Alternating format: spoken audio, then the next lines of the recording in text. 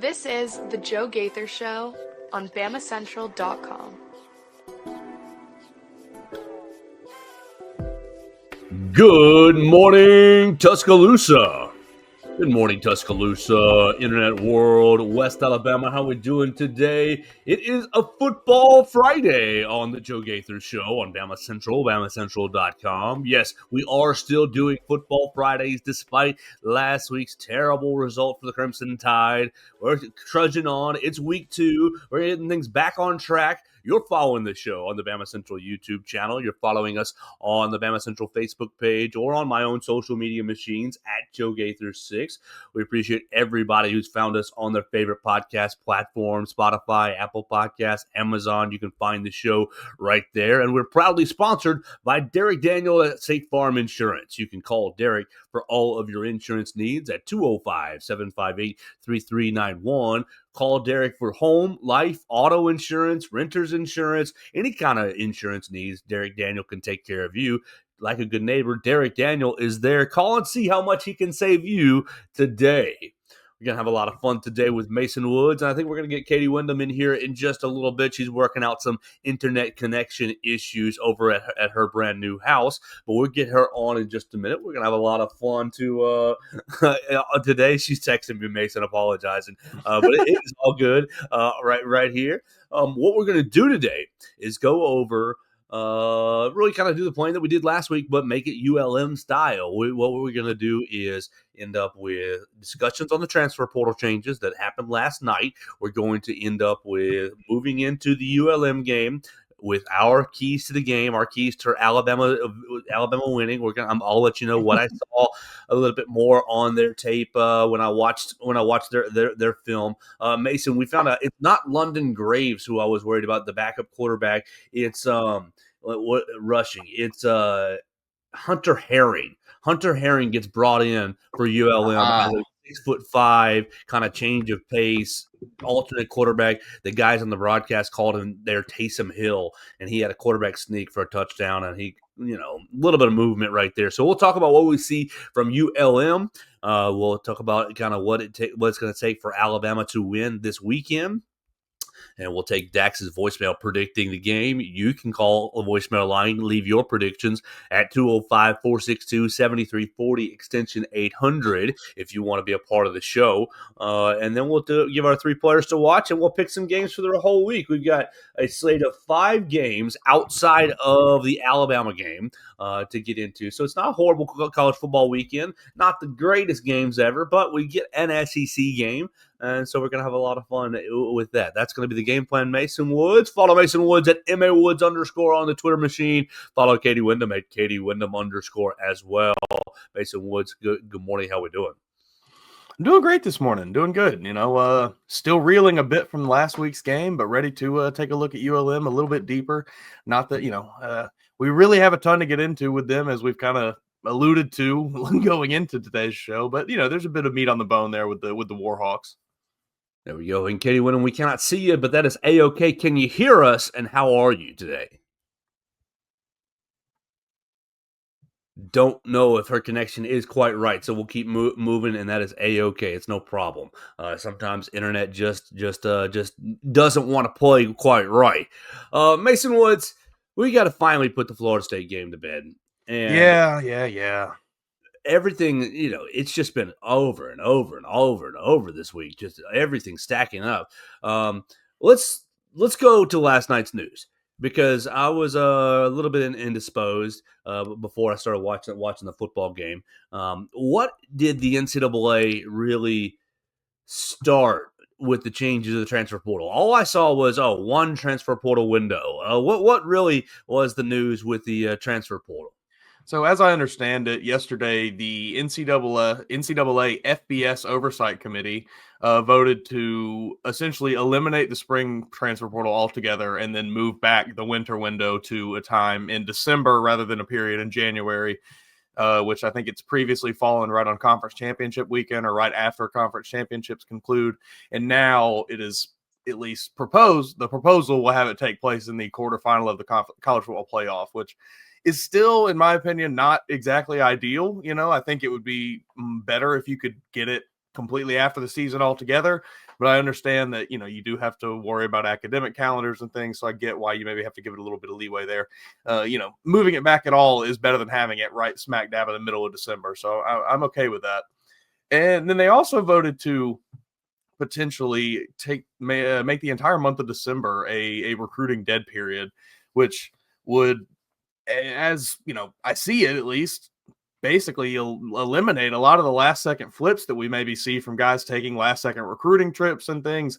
Schools would no longer be able to contact players like right up until the actual signing day. That communication would be cut off a good bit beforehand. So you really have to have your class locked in, have all your ducks in a row well before signing day. So I think it would change things a good bit. I think it helps Alabama. I think it really helps any team that is going to be competing at a high level, playing in the postseason, and then also recruiting at a high level because, while, yes, you do have to get things in order, like I said, a little bit earlier than you did prior, you don't really have to worry as much about teams coming to poach your recruits so late in the cycle. Do you think this will maybe revamp the February signing date because maybe let fewer players? I mean, you're still going to have a lot of players pushing to early enroll, but do you see any way that it revamps the February signing date? I mean, I think it could maybe help a bit. I'm not sure that it's really going to change everything that much, This I is think really with for the portal, right? This is I think really the just portal tied is to the biggest thing, but I do think kind of, the combination of the two, like with the portal now being in, or, the proposal, at least let's just assume it goes through with the portal, with the portal window now being open in January as opposed to December. Like, I guess it's maybe even a little bit more difficult for teams to have an understanding of what they need because they don't know exactly what they're going to be losing.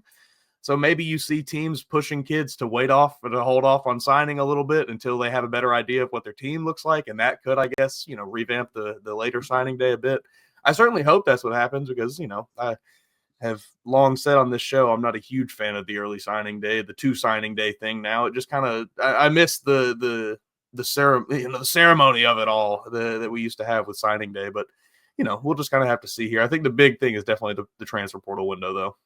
Let's bring in our expert, Katie Windham. She looks like she's ready to go. Follow Katie Windham at Katie Windham _ on the Twitter machine. Good morning, Katie. How are we feeling today? Good morning. I'm a little frustrated after all this technology issues, but feeling like a boomer. But I got it. I think we've got it now. So hopefully the Wi-Fi doesn't cut out.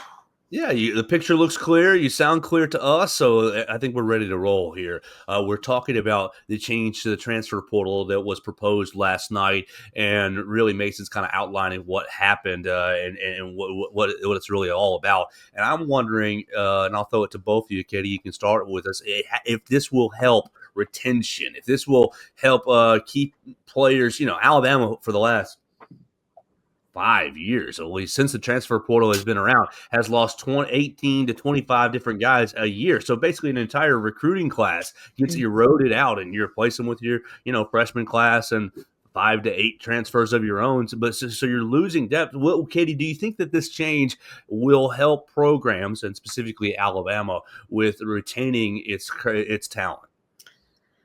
I think it'll make roster retention more important for the staffs than GMs, but I don't know if that'll necessarily translate right away to more guys staying because the grass is always greener in this era. So what Mason was just saying before I hopped on about, the multiple signing days has kind of taken away the luster. I think anything we can do, it's gotten so out of control with all the different windows and signing, like anything we can do to simplify that, I think is a good thing and a step in the right direction.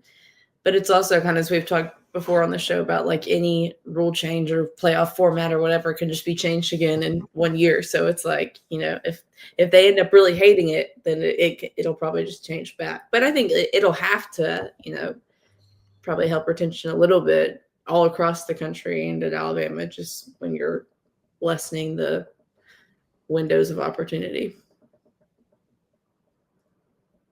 Mason, what do you think this will do for roster retention? I mean, I agree with Katie. I think, like she said, really anything that will simplify this process at all, I think is going to help everyone involved. It's going to help players have a better idea of what they're stepping into. It's going to help programs have a better idea of how they can manage their roster combined with coaching and things, throughout the end of the season here. I am all in favor of any bit of simplification to this process whatsoever. I think everything involved in the recruiting process, involved in the transfer process needs to be streamlined a bit. It's like Katie said, it has gotten absolutely ridiculous in the last 4, 5, 6 years here. So I am all in favor of, taking any steps to simplify it a little bit. Well, we will have to see how it plays out before we really cast our judgment. But I think it sounds like a positive change moving forward, and yeah, we'll see if it even holds. Like Katie said, it could change right back. Let's move to. Supposedly, it will be voted on before October 1st. That is what the word is from the NCAA. So we should have an answer one way or the other within the next 30 days or so. All right, sounds great. Let's see what happens.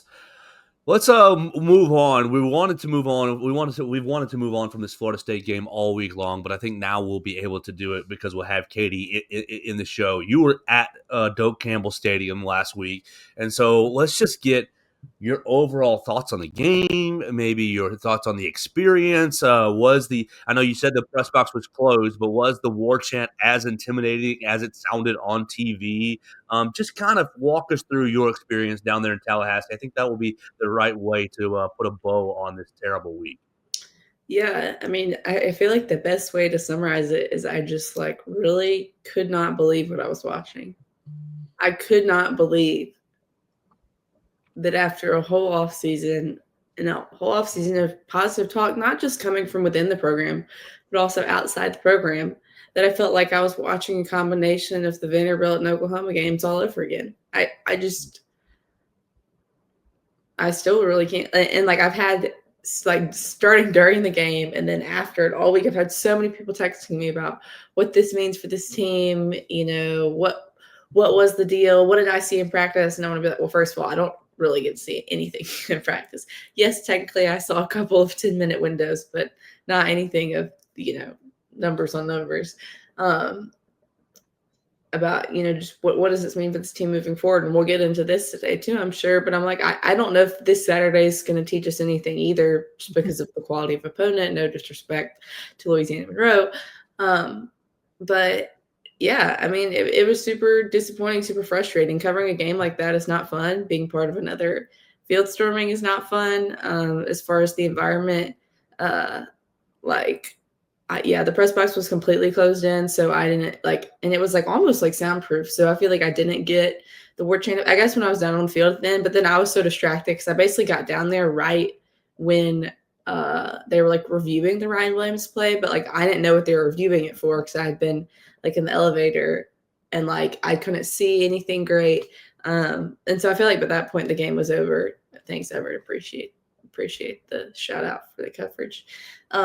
But my sister and dad were at the game, and my little sister said it got loud on third downs. And then Tony was at the game too, and he said it wasn't the most intimidating atmosphere he'd ever been. I don't think that's the atmosphere itself was any huge factor in how they played. I think just the fact that it was a road game and Ty's first start and they fell behind affected a lot, because then I think he was pressing a little bit of I gotta make this heroic play instead of I just gotta make the play that's right in front of me, So yeah, it was I just couldn't believe what I was watching, how bad it was in all three phases of the game. One of the keys I talked about last week is really don't want to miss a field goal on the road to give the crowd momentum, and it's a 53-yard field goal that he was well short. It was so bad. That's kind of something I'm surprised Kalen's I kind of meant to ask him about it on Monday, and then I forgot, and then I didn't get called on for Kalen anyway.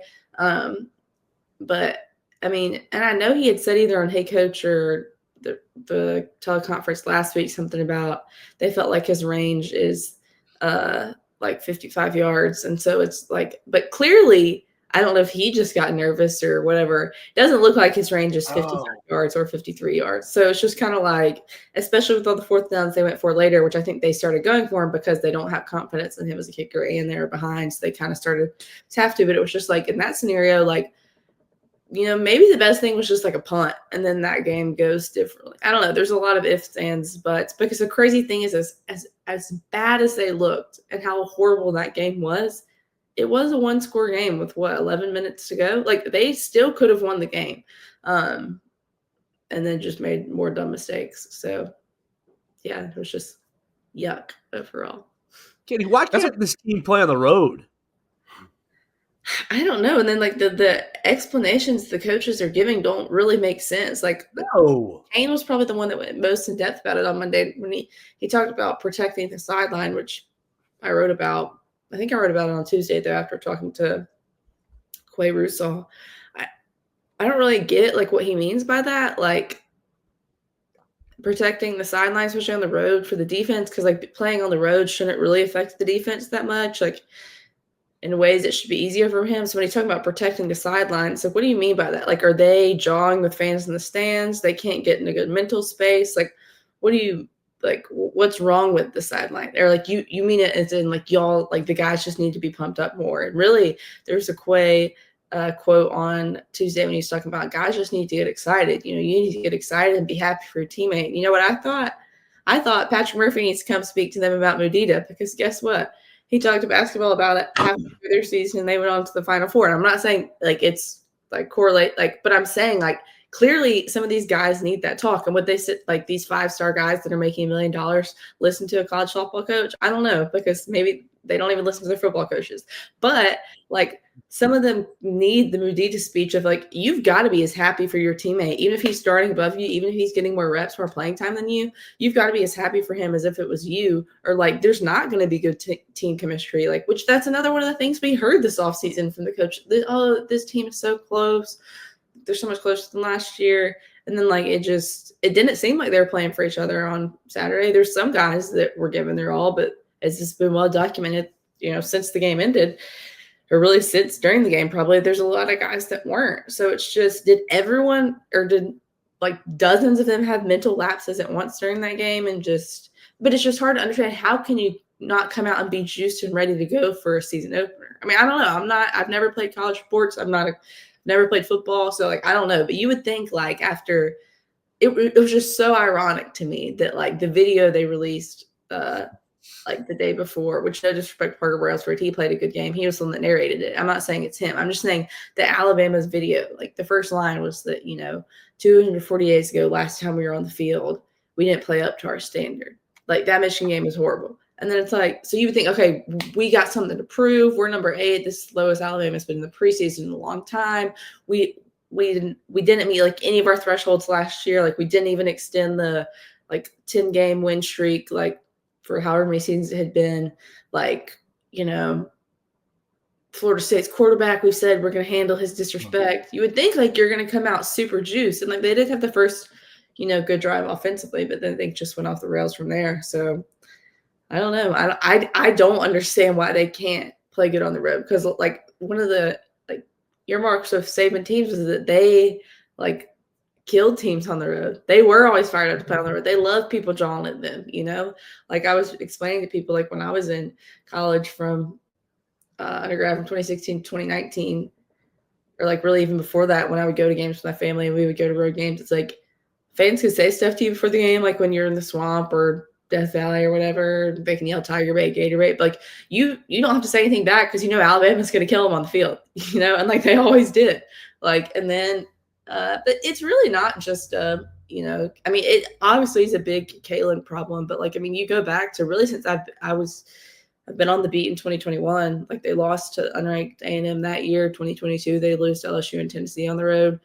23, they didn't lose a road game because they only lost to Texas at home that year. But it's kind of been since I've been on the beat, I've been part of quite a few field storming. So, but it is clearly an issue with this team, this staff, this culture of there's something that's not clicking when they're on the road, which you got some big road tests coming up. So they're still on the schedule. So you gotta figure some things out. Absolutely. I think a good point that you mentioned, like as bad as it was, and it was bad. Don't get me wrong there. Like that game was atrocious on pretty much all fronts. But a good point, like it was a one-score game with about 12 minutes left. Alabama had every chance to still win that game, as bad as they played, as little effort as they showed. And I think that's a testament to just how talented this team is. Right. Like they still have all of this talent. They are oozing talent at every single position on the field, that so much so that they can play their worst game maybe any of us have ever seen them play. And it's a one-score game with 12 minutes left. So it's seemingly at least pretty easy for this Alabama team to turn it around. Should be, because it's not an issue of the players on the field. It is just an issue of getting them to play a little harder. Yeah, I think that's like one of the two like positives you can maybe spin from this game is like, well, I mean, there's some positive takeaways like Jeremy Bernard, but I think the takeaway of like, yeah, they played horrible and it was a one-score game, so they do have the talent like that they should be able to compete with anyone, but that's not going to matter, if they're not playing together.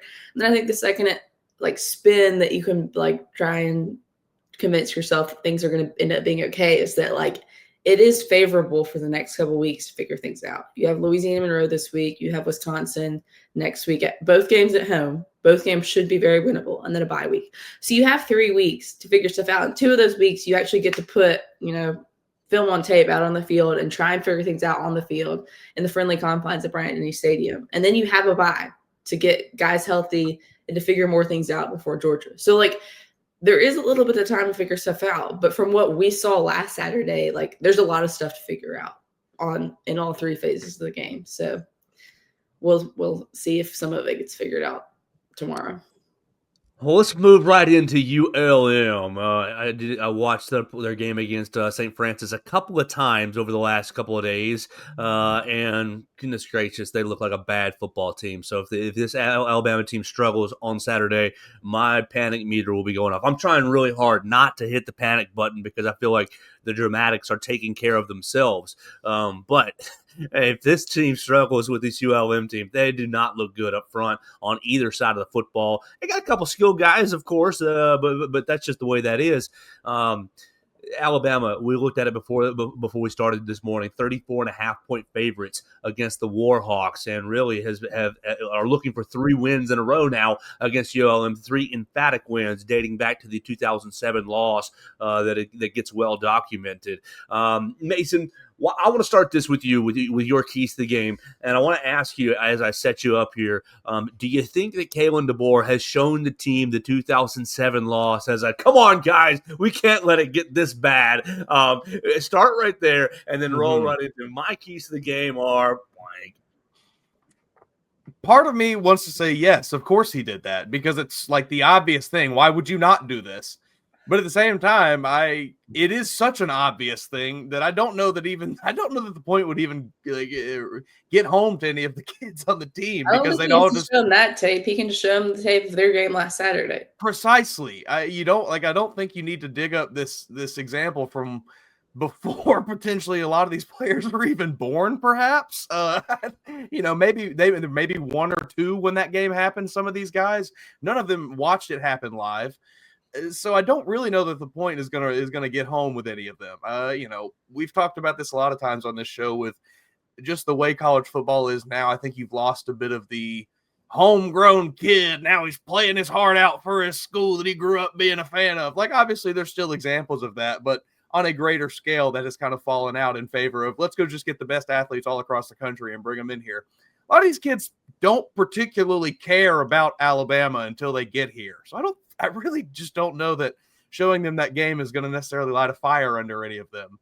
I think, like Katie said, showing them their own tape of their own inefficiencies and their own terrible gameplay would be a much more effective tactic to use this week. So what do you think your keys to the game are? I mean, first and foremost, just effort. I think top to bottom, you want to see all 22 players that are on the field, offense, defense, whoever it is. I think you want to see all of them giving full 100% effort. Fans are going to be not just fans, everyone is going to be watching this game with a magnifying glass, trying to find every single example of loafing that they can. So you better not be loafing in this game, because it will get pointed out and it will get put on Twitter and you will get put on blast, my friend. That's first and foremost what I'd like to see. Offensively, I mean, I would like to see them continue this quick start. You know, that first drive against Florida State was gorgeous. It was textbook. It was perfect in just about every single way. I would like to see them repeat that. Obviously, I'd like to see them maintain that throughout the rest of the game, but I want to see another quick start on offense. And then defensively, you know, this is not a great football team. We know this, ULM, but I would like to see them at least get some pressure, get some sacks, maybe, just to show me that the defensive, you know, the pass rush has some semblance of life, because last week they were non-existent. That's probably my big three. Katie Windham, you'll be in Bryant-Denny Stadium covering the game for BamaCentral.com. You can follow Katie Windham at KatieWindham_. What are your keys for the Crimson Tide to get back on track tomorrow? Yeah, I like everything Mason said. I think for a game like this, it's kind of weird because, like, it's obviously not, like, keys to victory, because, like, they should just win against a team like this. So, like, it's more like things I'm watching for. And I'll kind of piggyback off Mason's last point of the defense getting sacks. I think just both lines of scrimmage, like, because you talked about how bad ULMs are. I don't know. I haven't watched their film. But, like, these are guys you should be able to bully. Like, you should not – like, Nick Saban called you out on ESPN for both lines of scrimmage being dominated. That was another, like, staple of his, like, program, was that, like, he always talked about the trenches. You know, you want to dominate down in the trenches. And it's like both sides got whipped against Florida State. So, like, I don't want to see the offensive line giving up a lot of pressure, and I want to see the defensive line creating pressure, getting sacks, getting home. And then also kind of piggybacking off Mason's fast start, I think it would be good for Alabama to get, like, a literal fast start, because, like, yes, they had that good drive to open the game last week, but it wasn't fast. It was a long drive. Like, they need some explosive plays. They need a 60-yard touchdown. They need an 80-yard touchdown. They need a 50-yard run. Like, they didn't have that last week. They need to, like, literally – and this is the type of opponent, you know, you should be able to do that kind of stuff against. So I think it would be good just for the psyche of the offense to see some explosive plays. That's always something that gets the fans fired up, especially in a game like this where the fans are just going to be pissed, like, coming into this game, like, because this is not, you know, the Alabama football program they're used to. So, but anytime in games like this, they're just kind of boring. So it's like when you can get those big explosive plays that get the crowd pop, you know, and then maybe getting some of the more of those skill guys that we heard about all offseason involved on offense. I don't know if Ryan Williams will play or not. And that's kind of an interesting, like, even if he is cleared, like, do you want him to play so that, like, he can get back into it? Or, like, you kind of let him just rest it off for another week. So I don't know. I can kind of see both sides of that argument. So I want to see, you know, some explosive plays, or I think that would be something good for Alabama on Saturday, be able to score quick, just prove that they can do that. Because that was something Kalen pointed to, I think, like, immediately after the game, in the post game, was talking about how they didn't really have explosive plays. He was talking specifically in the run game. But I think in the passing and run game.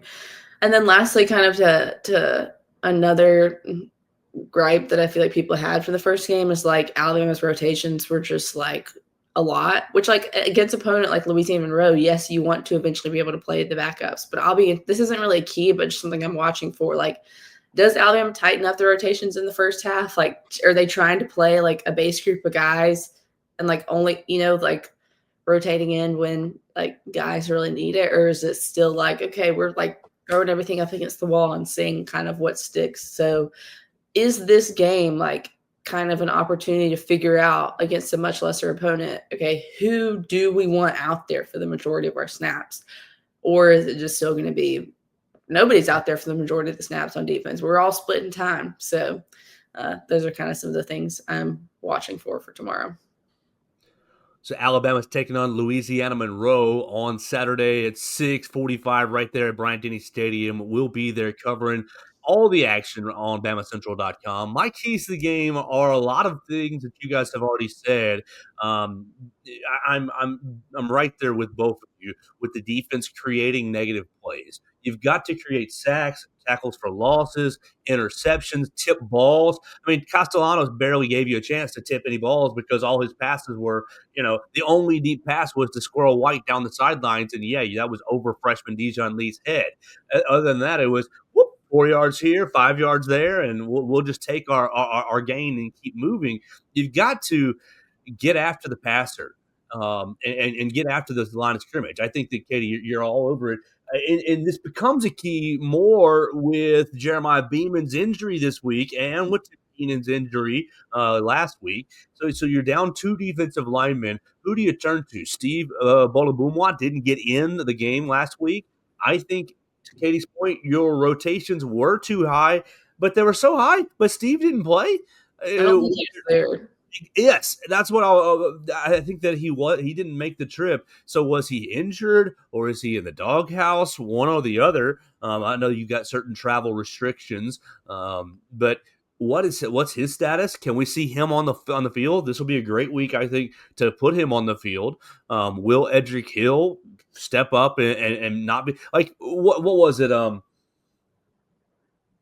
Who was the analyst? Was it Josh Pate or someone else that said Alabama was the absorber of all the blows instead of the deliverer of blows defensively? And so you've got to be the deliverer. And I know ULM is a smaller opponent, so you can get into your bully mindset, but you got to get into your bully mindset right now and stay in it for the next 11 games, no matter who the opponent is. We're the bully. We're going to come strike you, and we're going to create negative plays on defense. I'm really, really going to be looking at the inside linebackers. Will they play better? Will they play more assertive? I do think they're 3 good athletes, but will they follow what their eyes are seeing and turn it into an athletic play where they go get the football? And if they don't, will you, Kane Womack, go ahead and throw Caden Jones, QB Reeves, Luke Metz, Duke Johnson, Abdul Sanders? Throw them out there. I mean, you've got to find somebody that's in the middle that will be assertive and trust their eyes and go make a football play. So to me, it's really about finding players that, you combine Mason's point on loafs right into this. If somebody's loafing, if you've got, Deontay, you didn't go fire into the hole, and you didn't attack your blocker, and you didn't go. Sorry, buddy, you're out for 3 plays. I know you're the senior leader, but you're out for 3 plays, and one of these young guys is getting a chance. Like you just got to find who's going to play football, who's going to play hard, and so I think it's a big week for that. I would like to see a portion of the GA staff, a portion of the analyst staff, just monitoring effort. Just monitoring. Yep, Billy didn't play hard on that snap, coach. You're gonna have to get him out, and let's get guys out there who will give max effort all the time. And Katie, I think you hit it on the offensive side with the explosive plays, but I think you've really got to instill it into the offensive line that, hey, you do have a young quarterback. You guys have to be the leaders. I mean, look at you. You got top 10 pick, Caden Proctor. Wow, you're the best NFL prospect we've had in X amount of whatever. Okay. You got to play like you got to play like it. And obviously, I think Parker played well. I'll be curious to see how they handle the right and left guard situation. Will Jaden Roberts be back in the lineup? I kind of think he won't be. I think you're still going to ride with Gino right there at right guard and Cam Dewberry at left guard. So will the offensive line take the onus of the game on themselves? Because you can protect Ty Simpson, sure, but you also can drive off the bleeping football and give the running backs a nice runway to get up some speed. I mean, Kevin Riley showed some explosion last week, but it was basically slipping through cracks and taking seven or 8 yards there. The rest of it wasn't very impressive by the offensive line in the run game. Yeah, you forced it in the first drive, and I think you're going to have to keep forcing it until it actually clicks. But put the onus on the offensive line, because if the offensive line can create these runways for these running backs while you're waiting on Jam Miller to get back healthy, well, life's going to be a whole lot easier on Ty Simpson, because you're operating in 2nd and 5. You're operating in 3rd and 2 instead of it's 3rd and 7 and you got to complete a pass, and you didn't complete a pass, it's now 4th and 7, or it's 4th and 4, and are we kicking a field goal from 53 yards? What are we doing? What are we doing here? So just kind of play more fundamentally sound football. And ULM, this is a great chance to do it. I don't think there's anything that's going to get the Alabama fan base back to a satisfied state until at least you're playing this Georgia matchup. You've got to win. You've got to win big. But really, it's got to be about the effort and how you play. And so this is a great chance for Alabama football to get back to this is how we play. This is in establishing some baselines along the offensive line and in the effort department on the defensive side, and generating some negative plays that they're not in 3rd and 2. They're not in 2nd and 7, 2nd and 6, 2nd and 5. And yeah, you can call your quarterback runs if you want, but it's 3rd and 15. Let's see if you can get all 15 yards here. So I think that this is really just a great opportunity for Alabama to reset itself for the next 11 games. Let's keep moving. We're going to take a quick break. We're going to tell you about the Crimson Clash just next week right there in 2 Dimes on the Strip. We will continue by taking a voicemail. Dax is on the voicemail line giving us his predictions. We'll take Dax's voicemail. We'll move into 3 players to watch, and then we will pick these games for week number 2 in college football.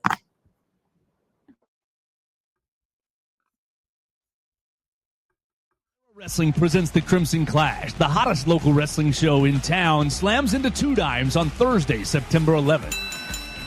Witness the chaos as social media sensation Big Trouble Ben Bishop brings his larger-than-life swagger to the ring. The man is 6'12". He weighs 15% of a metric ton and is bringing every bit to Tuscaloosa. Feel the heat when our new champion Sleazy C. Caden Newton defends the open title, and don't miss the brutal street fight between the modern-day Kings and the unstoppable force known as the Draw. It's the same weekend as Alabama hosting Wisconsin, so keep the Tuscaloosa energy high with the Crimson Clash. Doors open at 7 p.m. and the bell rings at 8 p.m. at 2 Dimes on the Strip. Grab your tickets now on Eventbrite by searching New Era Wrestling and use promo code RADIO for 20% off. New Era Wrestling, where legends are made and the battles are epic. And Tua Tagovailoa, the quarterback, who is really he's been fantastic. And we're back here on the Joe Gaither Show on Bama Central. You guys can tune in on Facebook, YouTube, on all your podcast platforms, Spotify, Apple Podcasts, Amazon. You can join the show by calling the voicemail line at 205-462-7340, extension 800. Our man Dax is on the line giving us his predictions for this week's game. Let's hear what Dax has to say. What's up, guys? It is Dax. Disclaimer, every post-game reaction voicemail that I send will be directly after the game. I don't know if y'all could tell that or not by Monday's voicemail, but me and every other Bama fan was very heated right after the game. But I've had time to think about it. I don't think it's not a DeBoer issue because every freaking Washington player that transferred from Washington to here, they're all playing lights out. Like every Washington transfer, and very few Alabama players are giving all their effort. And that's what the problem on defense was it was an effort issue aside from a scheme issue. However, I still don't think the scheme is perfect because every time we go up against a mobile quarterback, they absolutely gut us. I think coaches will get it figured out. On to ULM. Like Joe has said, 49-0. I wouldn't be surprised if they scored a touchdown. I mean, Mercer scored against us last year once due to a crazy throw, but they did. They scored. So I think Ty Simpson's going to have around 303, probably 315 passing yards, 3 passing touchdowns, say about 40 rushing yards, and then we're going to see either Keelan or Austin Mack come in for cleanup duty. The running backs they better get some more reps. I think Kevin Riley definitely bursted onto the scene. Him and Richard Young are the only running backs right now that are running like they want to run the ball. So I think Richard Young gets around 62 rushing yards, 1 rushing touchdown. Kevin Riley, 48 rushing yards. Daniel Hill, about 22, I'd say. So total rushing numbers probably going to put us around 200, I'd say, somewhere in there. So that puts us at, Ty 3 passing touchdowns and then 2 rushing touchdowns. That's 35. I'd say we'll get another rushing touchdown. I think Ty might get him a rushing touchdown too. So I'd say we're going to score about 40, 45 maybe. 45, 49, somewhere in there. ULM's probably going to score one. I'm just going to go ahead and say it. But this is the game that really, determines the effort level in Alabama fans' eyes. Does this team really want it, or do they not want it? But we're not going to be able to tell much from this game aside from the level of effort that the boys will be giving. And hopefully they don't just, not give effort because it's ULM. I want to see some bone-crushing hits. Please. Oh, it would be so nice. Please, defense. You got it. Y'all got it. All right, boys. That about sums it up. I'll catch y'all on Monday. Roll Tide. Dax on the voicemail line, leaving his predictions. Katie Windham, what do you think about Dax's running back take that Richard Young and Kevin Riley are the only running backs giving effort? I mean, I don't know if it's I feel like we didn't get a huge sample size of any of them, so I don't know if it's completely fair. Really, he just brought up something that I hadn't even thought about just because of how bad last Saturday went, that I haven't thought a ton about this game, and the fact that we will see Austin Mack or Keelan Russell this Saturday, more than likely. Alabama's in big trouble if we don't. But we really have obviously we haven't seen anything of Keelan because he's a true freshman. We've seen very little of Austin Mack with him being a third string guy last year. So we're gonna that'll give people something to talk about after this game, kind of no matter what. But yeah, we're gonna. I know Mason's gonna be excited for that. If it happens, I love Dak's confidence here. I do, and I respect it. I am in complete disagreement with him though on the result of this game. I think we talked about it was either yesterday or the day before. I think it's gonna be another ugly game for Alabama. I do not expect them to have it all figured out. I would not be shocked if this is a 14-7 game going into half and everybody's panicking, and then it ends up being maybe a 35-17 type deal. But I don't see Alabama covering. I'm not confident in that, certainly. I don't love the Tide to dominate in this one. I don't feel overly confident that we will see the backup quarterbacks. However, I would be very excited to, because good Lord, the discourse surrounding the moment one of them throws a touchdown pass is going to be music to my ears on the Twitter machine. But no, I am not overly confident that we will see the Crimson Tide jump out to a massive lead in this game. I think it's going to be another ugly one. I think we're all going to be sitting here in panic mode around halftime. Well, that's interesting. I'm looking forward to your final pick here in just a little bit. Let's get into our 3 players to watch. Last week we did well. Mason, we should have known the game was going to go off the rails when your first pick last week was Danny Lewis, and right going into the broadcast, and Danny Lewis is not playing. Yeah, that was a tough one. Yeah, so we'll try to do a little better this time. Now, I did think that the rest of us had. I mean, you nailed Nakai Hill-Green being somebody to watch, and he was not really very not worth watching at all. So we're going to get right into our 3 players to watch for this week's game against ULM. Katie Windham, what 3 Alabama players will you have your eye on? I honestly don't remember all who I said last week, but I think you got to start with Caden Proctor just after. I don't know. Ryan Grubb said he played good, and Ryan Grubb knows more balls than any of us. So, but a lot of things like PFF and social media clips would make you think he didn't play great. Regardless, he is a guy that has the physique to be a first-round talent, and that's been poured on him since he first came to Alabama, and then when he left Alabama, and then when he came back. So he is never his on-field performance has never looked. It hasn't always been bad, but it's never really looked like a top 10 pick. So. Like we talked about earlier, this isn't going to be a D-line that should be giving him a ton of problems. So how do you look in pass protection and run blocking and doing what you're supposed to do? Sticking on the offensive side of the ball, inspired by our voicemail, I'll go with Kevin Riley to see. I think he's a guy coming into the season. At least I didn't expect him to get a ton of reps for playing time this season. Is he a guy that kind of moves up the running back depth chart and can kind of prove that he deserves the playing time even when Jay Miller comes back? And then defensively, I'll go Edric Hill just with all the questions at D-line to see a guy that kind of can step up and have a good performance with some other guys out. Caden Proctor I'm right there with you on that one being one of them. That was one of my original three. I was gonna give you basically the three players that I was disappointed with most from last week, and Caden Proctor fell into that category. But I'll move off of him. I'll give you my other two though, and then I'll come up with a third in the meantime. First, I'm watching for Bray Hubbard. I mean, I think a lot of us will be watching Bray Hubbard this week. I just want to see the Bray Hubbard that we saw last season, the guy that was flying into the play without a care in the world, throwing his body on the line to hit people with the force of 1,000 semi-trucks. I want to see that Bray Hubbard on the field this weekend. You say what you will about him picking on ULM, whatever. I want to see Bray Hubbard lay some blows this weekend. And then Justin Jefferson. Justin Jefferson was, to put it lightly, atrocious last weekend.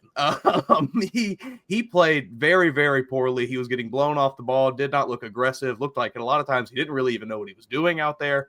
So I would like to see Justin Jefferson maybe at least show some aggression this week, kind of, like what Joe mentioned earlier, with just the inside linebackers as a whole, but I will be watching for Justin Jefferson.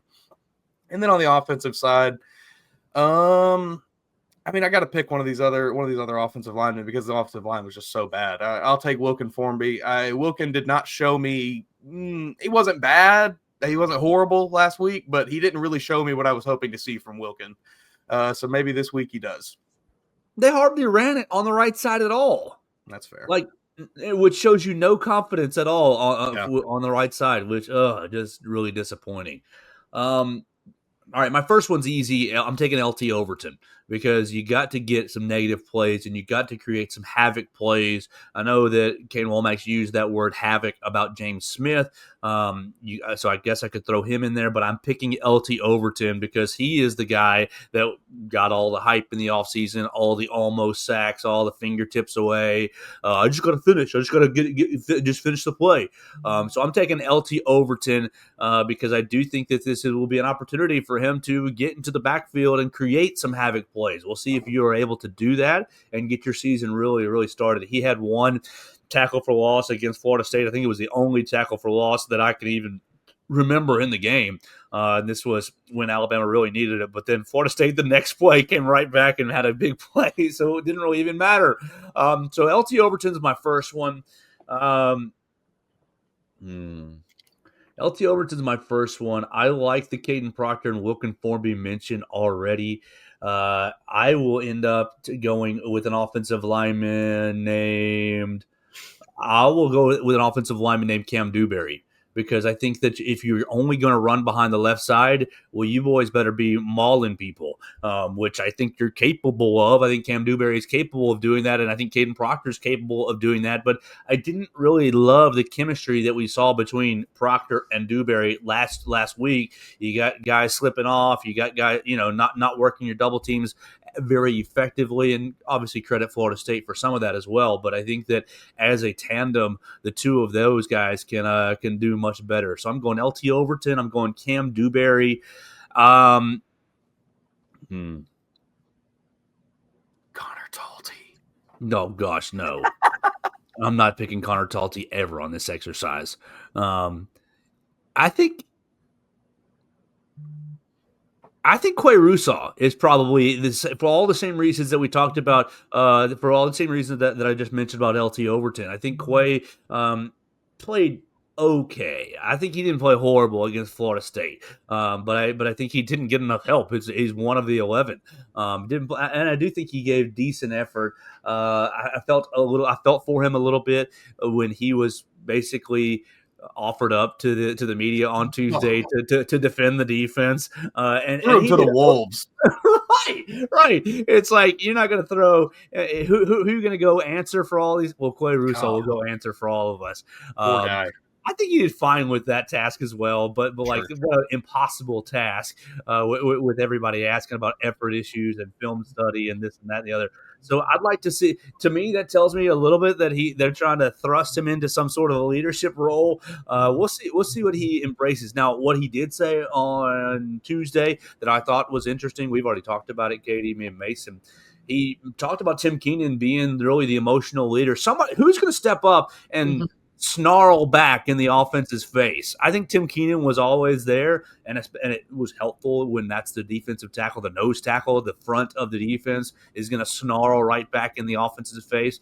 Well, Tim's not going to be there another week. Who's going to snarl back and bark back when the offense starts pushing somebody around? And, you don't want to get a dumb penalty, but maybe in the first drive of the game, you lay some wood down, and maybe you cross the line a little bit to let them know we're not going to get pushed around today. I think Quay Russaw could do that. We'll see if that's going to be something that he embraces, because the defense was sorely missing that on Saturday. He said, "Oh, Tim was yelling at us on the sidelines. Come on, guys, this isn't the standard."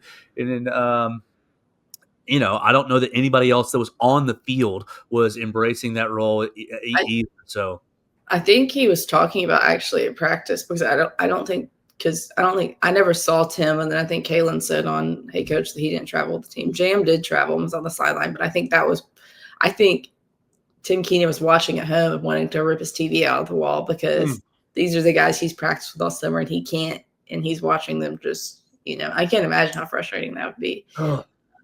Especially with, you're like, my dumb ankle, I'm fine. It's not a big deal. I didn't break my leg. You're starting out 0-1. You feel like you can't do anything about it. Oh, highly frustrating. So, yeah, I'm going with L.T. Overton, Quay Russaw, and Cam Dewberry for my 3 players to watch. All right, let's finish this bad boy up by making our picks. I've got 5 games outside of the Alabama game that we can get into. And so let's just start it. Katie Windham, Ole Miss is going to Kentucky, the first SEC game of the year. Ole Miss is an 8.5-point favorite. Will this be the start of Mark Stoops getting fired here soon up in Lexington?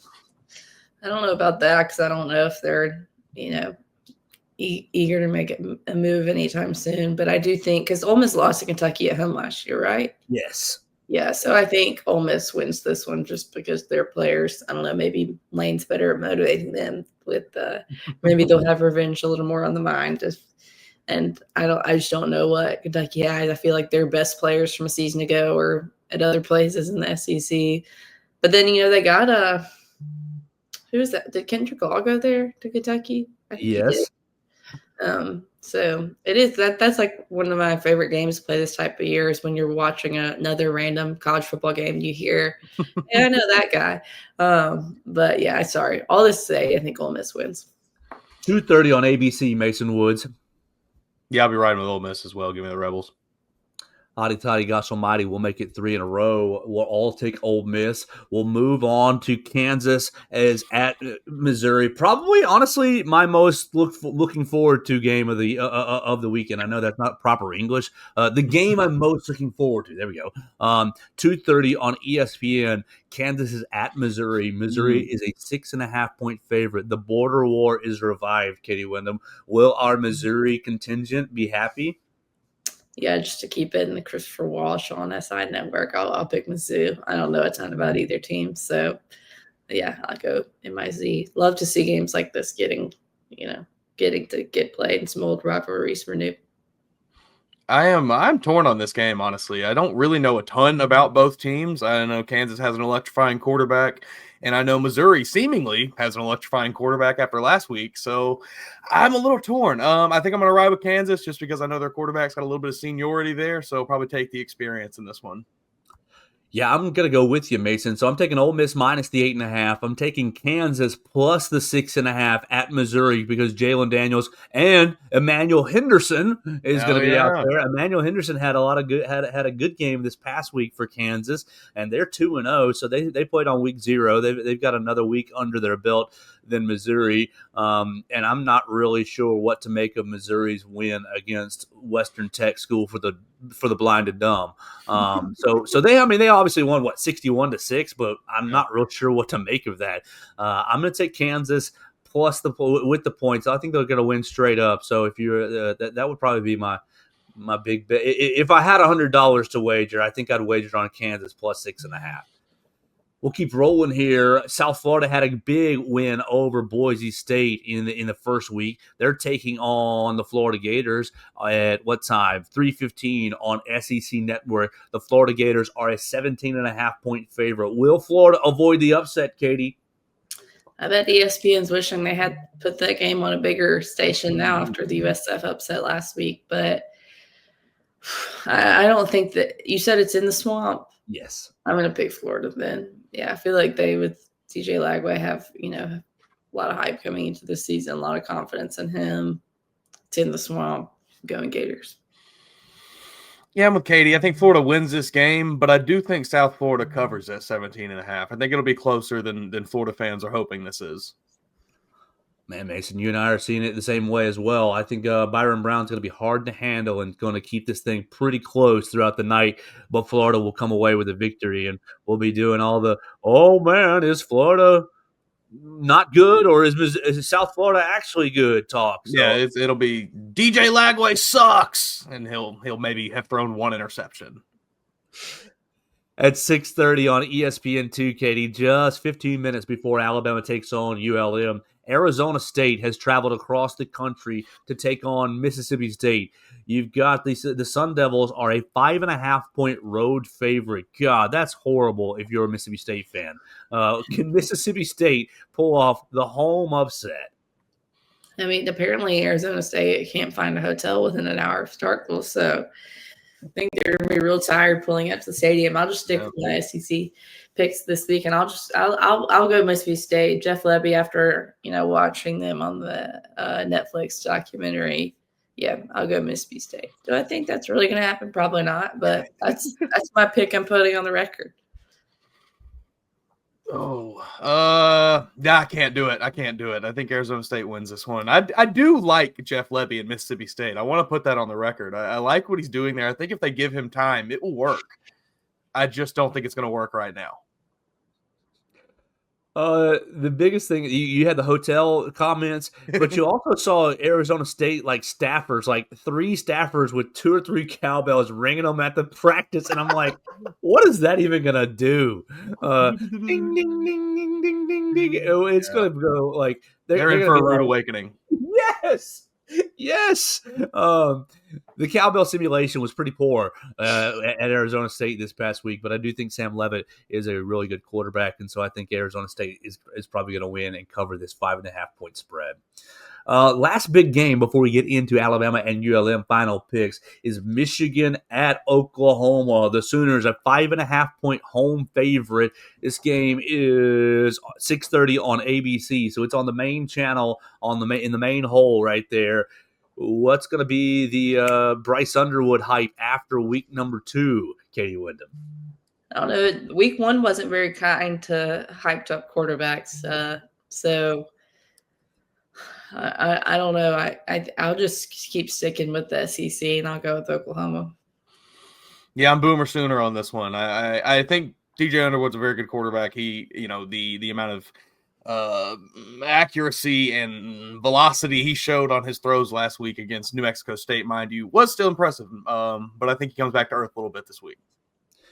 We'll make it 3 in a row. I'm going to take Boomer Sooner to pull off the home win as well. I do think that it's going to probably be a really great game.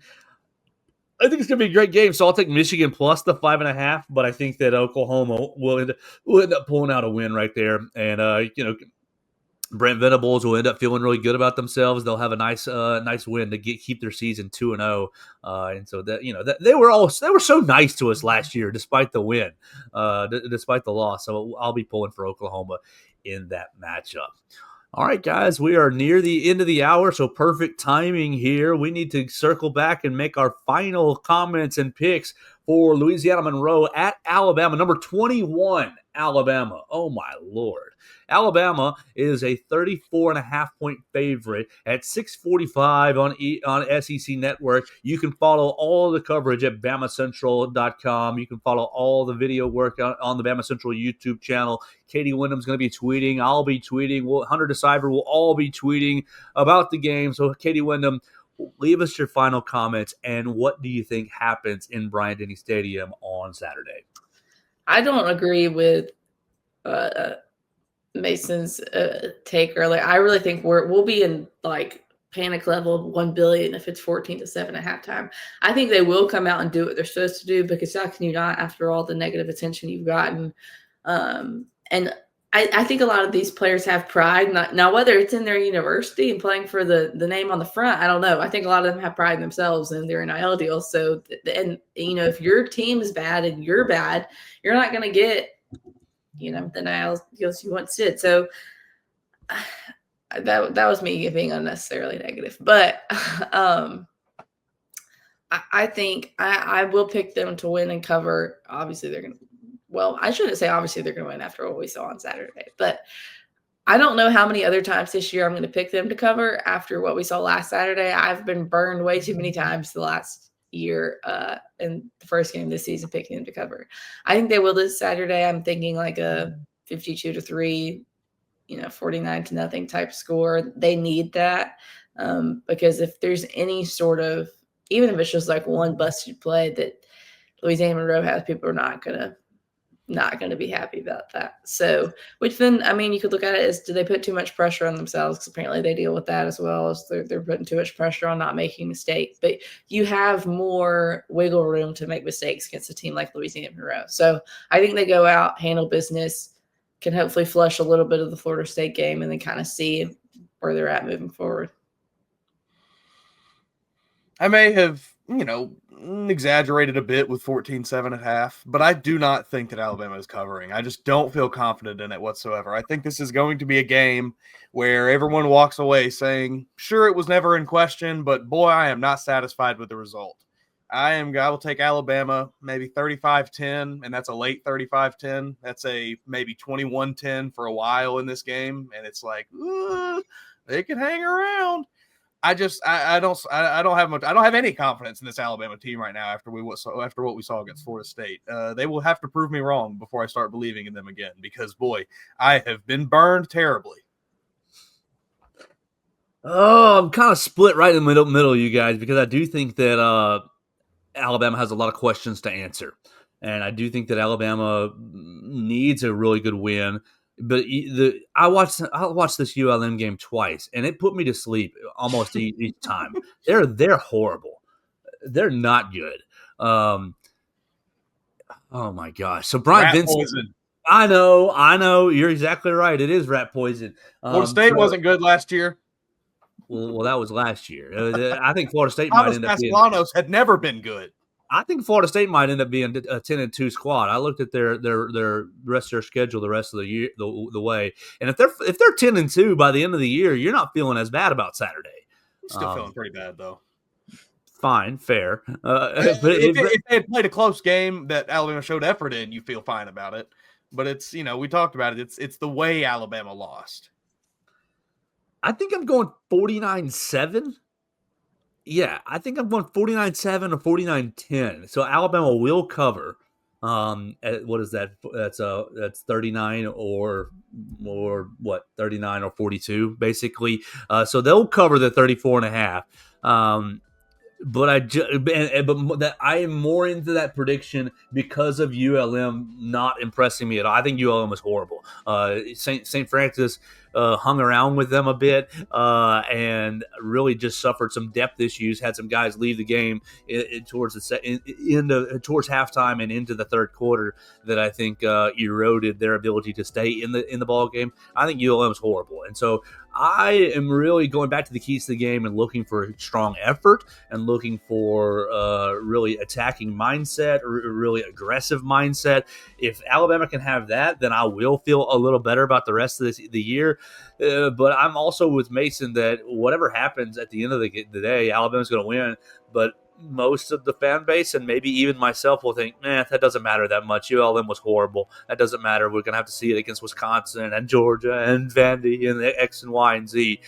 So I'm not real sure if Alabama fans or if any of us will be satisfied at the end of the night on Saturday, no matter what the score is. We're going to get out of here because I think we covered it all right here. I want to thank Dax for joining us on the voicemail line at 205-462-7340, extension 800. You guys can leave us a voicemail throughout the games or after the games, reacting to Alabama's win, loss, or anywhere in between. You can react to it right there on the voicemail line. Find us on the social media machines at Katie Windham _, at MA Woods _ at Joe Gaither 6. We'll have all your coverage inside Bryant-Denny Stadium tomorrow, starting right about about 3 o'clock or so, we'll be in the stadium. So we cannot wait to have the home opener. I hope that everybody gets into Bryant-Denny Stadium and gets enjoys themselves. And really, we'll be looking forward to seeing what the team does on Saturday night against ULM. Katie Windham, Mason Woods, thank y'all both for your time today. We're going to have a great day and send everybody off on a Football Friday right here on the Joe Gaither Show on Bama Central and BamaCentral.com. Thanks for joining us on today's edition of the Joe Gaither Show on Bama Central. Keep up with Joe on all his social media pages at Joe Gaither6. Subscribe, rate, and review the show on Spotify and Apple Podcasts, and be sure to read us daily at BamaCentral.com.